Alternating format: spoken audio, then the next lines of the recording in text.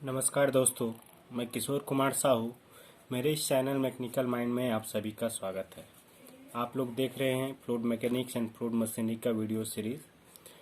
और इस सीरीज के में हम लोग चैप्टर 4 के बारे में स्टडी कर रहे हैं। चैप्टर 4 में आपको पढ़ना है basic equations of fluid flow. मतलब हमारे पास कोई भी फ्लूइड है ना, वो क्या है, बह रही है, फ्लोइंग कंडीशन में है। और जब हम फ्लोइंग कंडीशन में स्टडी करते हैं किसी भी फ्लूइड का, तब वो डायनेमिक ऑफ फ्लूइड कहलाता है, तरल पदार्थ की गतिकी कहलाता है। मतलब हम डायनेमिक्स ऑफ फ्लूइड पढ़ने वाले हैं। तो इस डायनेमिक ऑफ फ्लूइड में हम लोग क्या पढ़ेंगे, जो भी फोर्स एक्ट कर रहा है किसी फ्लूइड फ्लो में, है ना, उसके कारण उसमें वेलोसिटी और एक्सेलरेशन, उसमें गति उत्पन्न होगा। तो फोर्स के साथ साथ हम वेलोसिटी और एक्सेलरेशन के बारे में भी यहाँ पे अध्ययन करेंगे, डिस्कशन करेंगे। ठीक है। तो लास्ट लेक्चर में हमने देखा था कि किसी भी फ्लूइड जो फ्लो हो रही है उसमें किस तरीके के एनर्जी हो सकते हैं, ऊर्जा हो सकते हैं। ऊर्जा का मतलब क्या होता है, कोई भी बल जिसमें कार्य करने की क्षमता होती है ना, वो कार्य कर सकता है। उसी कार्य को हम लोग ऊर्जा कहते हैं ना। मतलब कार्य करने की जो क्षमता होती है उसी को ऊर्जा कहा जाता है। तो प्रेशर फोर्स के कारण इसमें प्रेशर एनर्जी जो होता है, कोई भी वस्तु गति कर रही है तो गतिमान अवस्था में भी उसमें एनर्जी होता है, गतिज ऊर्जा। और कोई फ्लूइड जो है एक स्थिति में है डेटम लाइन से, तो उसके हाइट के कारण भी उसमें एक कार्य करने की क्षमता होती है, जिसको हम लोग पोटेंशियल एनर्जी या स्थितिज ऊर्जा कहते हैं। इस तरीके से हमने 3 प्रकार के ऊर्जा के बारे में डिस्कस किया था। इन ऊर्जाओं को हम लोग उसके ऊर्जा के रूप में ना लिख के उसको हम लोग हेड के रूप में या शीर्ष के रूप में भी लिख सकते हैं। तो हमने per unit weight of water कितना एनर्जी है ये कैलकुलेट किया था। पर यूनिट वेट मतलब प्रति इकाई भार पे उसमें कितना एनर्जी है। ठीक है। तो यहाँ पे जो कि कोई फ्लूइड जो फ्लो हो रही है तो उसमें टोटल एनर्जी क्या हो जाएगा, टोटल एनर्जी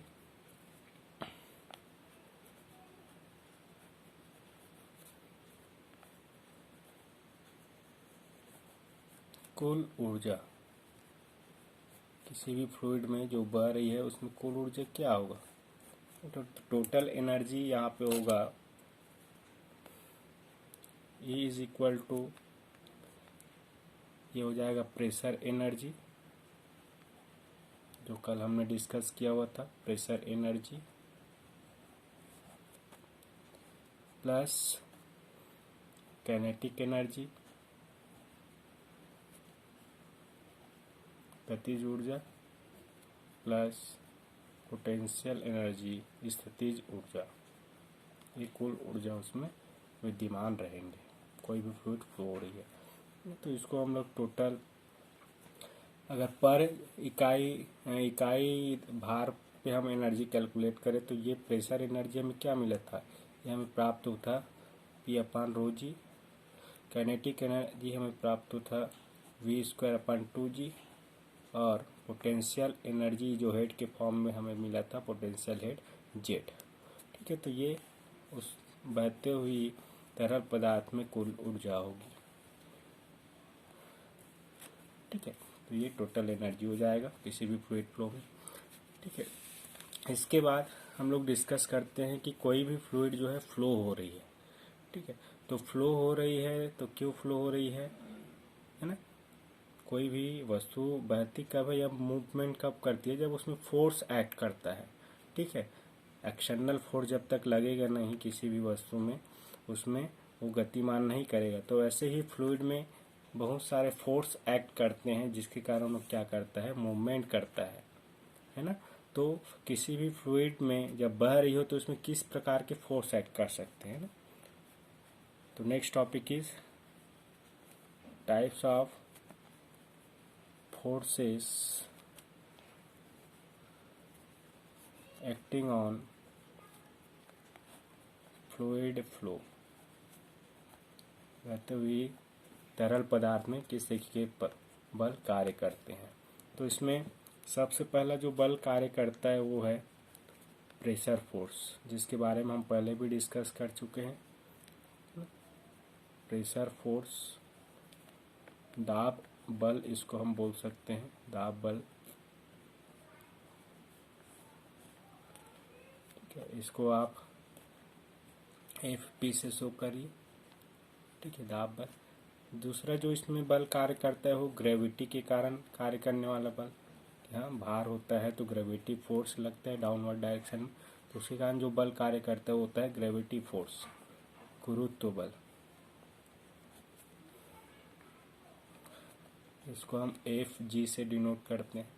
वैसे ही किसी भी बहती हुई तरल में इसके अलावा और भी फोर्स कार्य करते हैं, जैसे उसमें विस्कोसिटी के कारण उसमें फोर्स काम करता है। विस्कोसिटी क्या होता है हमने चैप्टर 1 में डिस्कस किया हुआ है। तो विस्कोसिटी या श्यानता के कारण, द्रव में खुद की एक श्यानता होती है, उसके कारण लगने वाला बल विस्कस फोर्स कहलाता है, या विस्कोसिटी फोर्स है ना, विस्कस फोर्स या फोर्स ड्यू टू विस्कोसिटी, ये कहलाता है श्यान बल। ये भी एक्ट करता है। इसको मान लो हम FV से शो कर रहे हैं। इसके अलावा और टर्बुलेंस फोर्स ऐड करता है। टर्बुलेंट फ्लो क्या होता है हमने डिस्कस किया हुआ था, दो प्रकार के फ्लो होते हैं, लेमिनार टर्बुलेंट, है ना। तो दिस टर्बुलेंट फ्लो जब होता है तो उसके कारण भी उसमें फोर्स ऐड करता है। इसको हम लोग बोलते हैं टर्बुलेंट, विक्षुब्ध प्रवाह, विक्षुब्ध प्रवाह से विक्षुब्ध बल। इसको हम शो करते हैं FT से।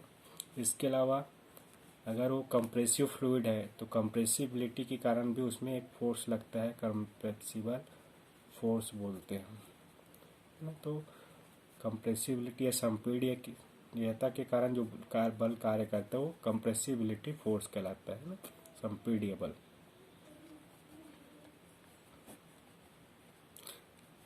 FC। तो इस तरीके से किसी भी बहती हुई धारा में, जल में, तरल पदार्थ में ये 5 प्रकार के बल कार्य करते हैं।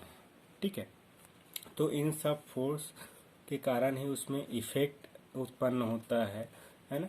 कोई भी उसमें वेलोसिटी आता है या एक्सेलरेशन आता है या किसी भी तरीके का उसमें डिफॉर्मेशन इंड्यूस होता है।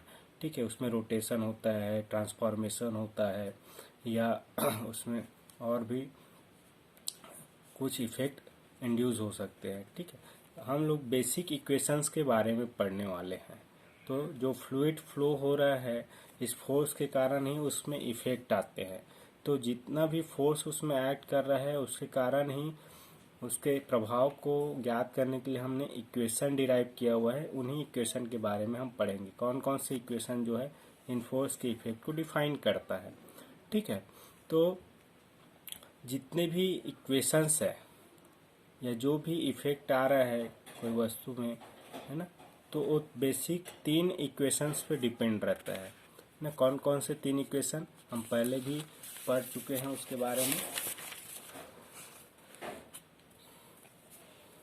तो जितने भी बेसिक इक्वेशंस हम पढ़ने वाले हैं वो सभी इक्वेशंस जो है 3 बेसिक इक्वेशन के बेसिस पे डिराइव किए जाते हैं। उसको हम लोग बोलते हैं कंजर्वेशन लॉ या कंजर्वेशन इक्वेशन।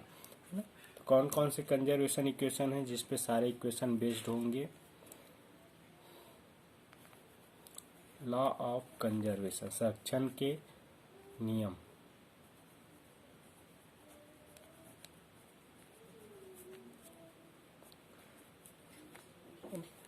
तो इसमें आप देखेंगे कि 3 प्रकार के संरक्षण के सिद्धांत होते हैं और इन्हीं संरक्षण के सिद्धांत पे ही सभी कॉन्सेप्ट जो है वो डिराइव किए जाते हैं। सबसे पहला जो लॉ है वो है कंजर्वेशन ऑफ मास।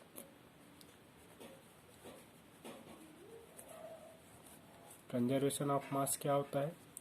द्रव्यमान संरक्षण का सिद्धांत, है ना, law of conservation of mass, है ना। इसमें मास क्या होता है? कांस्टेंट होता है, कंजर्वेट होता है ना। ये लॉस नहीं होता है या पैदा नहीं किया जाता है, तो ये मास जो है कांस्टेंट होता है ना। तो लॉ ऑफ कंजर्वेशन है। एक लॉ हमने डिस्कस किया हुआ था पहले, कंजर्वेशन ऑफ एनर्जी, है ना, ऊर्जा संरक्षण का सिद्धांत। ऊर्जा संरक्षण के सिद्धांत में क्या है, ऊर्जा न तो नष्ट की जा सकती है न ही पैदा की जा सकती है ना, इसका एनर्जी के फॉर्म में चेंज होता है। ठीक है, ये कंजर्वेशन ऑफ लॉ है। और एक लॉ जो इम्पोर्टेंट है फ्लूइड मैकेनिक्स के पॉइंट ऑफ व्यू से, वो है कंजर्वेशन ऑफ मोमेंटम। मोमेंटम जो होता है, आघूर्ण जो होता है, यह संवेग संरक्षण का सिद्धांत इसको हम बोलते हैं। संवेग जो है जब फ्लूइड फ्लो हो रहती है तो उसमें कंजर्वेशन ऑफ मोमेंटम का सिद्धांत हम लोग अप्लाई करते हैं। तो ये जो 3 सिद्धांत है, पहला द्रव्यमान संरक्षण का सिद्धांत, ऊर्जा संरक्षण का सिद्धांत और संवेग संरक्षण का सिद्धांत, ये तीनों सिद्धांत के आधार पर ही हम फ्लूइड फ्लो का डायनेमिक एनालिसिस करते हैं। और इसके बेसिस पे ही हम सारे जितने भी बेसिक इक्वेशंस है उसको डिराइव किया जाता है। तो ये आपको बस इंट्रोडक्शन के लिए बताया था। आपको पढ़ना क्या है, बेसिकली कौन कौन से इक्वेशंस होते हैं। तो next topic is basic equations of fluid flow. बहते हुए तरल या तरल प्रवाह में कौन कौन से महत्वपूर्ण समीकरण है जो आपको यूज़ करना है। ठीक है, तो उसमें हमें जो बेसिक कौन कौन से इक्वेशन यूज़ करते हैं जब कोई फ्लो तरल पदार्थ फ्लो हो रही है, तो सबसे पहला इसमें इक्वेशन आता है इक्वेशन ऑफ मोशन, गति के समीकरण। सबसे पहला समीकरण क्या आता है, इक्वेशन ऑफ मोशन। और इक्वेशन ऑफ मोशन में ही बहुत सारे इक्वेशन हैं। सबसे पहला इक्वेशन इसमें आप पढ़ेंगे second law of second Newton second law of motion. इस न्यूटन के गति के द्वितीय नियम, यहाँ से एक समीकरण हमें प्राप्त होता है, वो गति का समीकरण होता है, द्वितीय गति का समीकरण। इस फ्लूइड फ्लो के लिए हम ये इंपॉर्टेंट इक्वेशन पढ़ेंगे। अब इक्वेशन ऑफ मोशन गति के समीकरण के अंदर और भी बहुत सारे समीकरण हैं। जैसे एक समीकरण होता है रेनॉल्ड्स मोशन इक्वेशन, रेनॉल्ड की गति का समीकरण।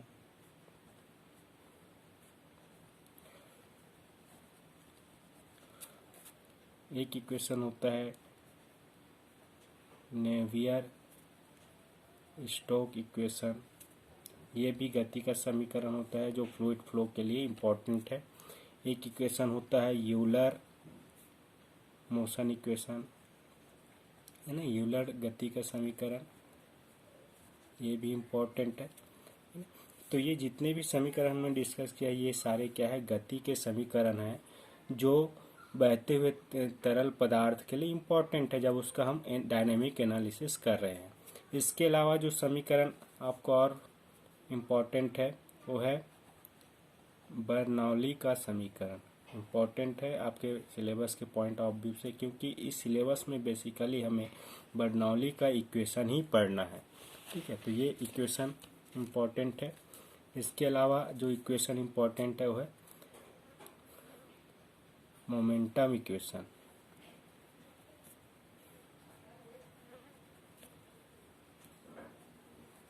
या इम्पल्स मोमेंटम इक्वेशन इसको बोलते हैं, इम्पल्स